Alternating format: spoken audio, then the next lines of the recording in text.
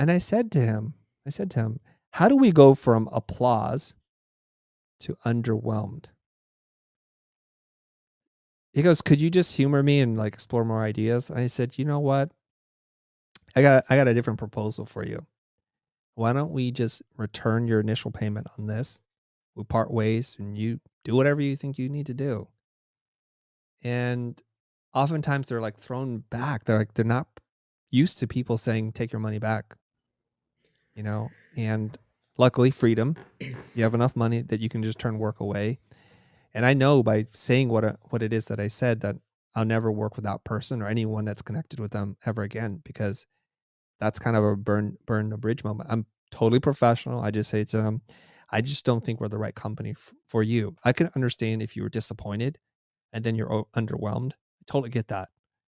But to go from one spectrum to the other, we're not the right company for you. So yeah, I've now learned in my life that if you make the poor decisions to take on a client that you then quickly realize this was the bad decision, cut your losses, get out.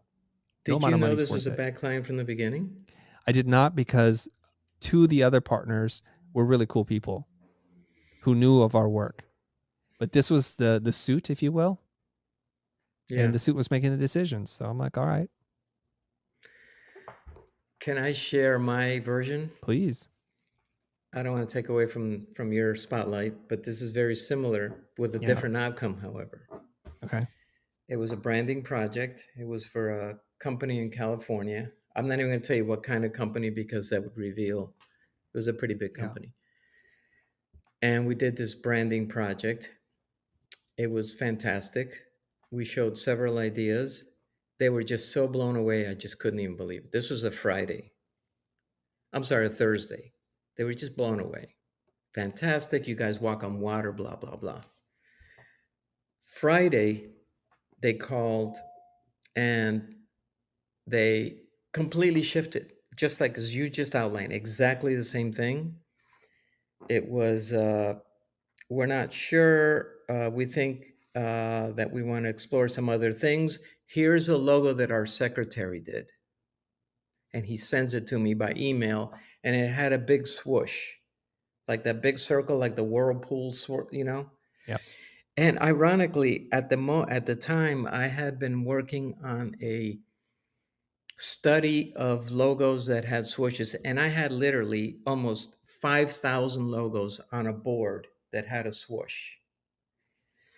So I wrote them this very, very respectful, professional letter,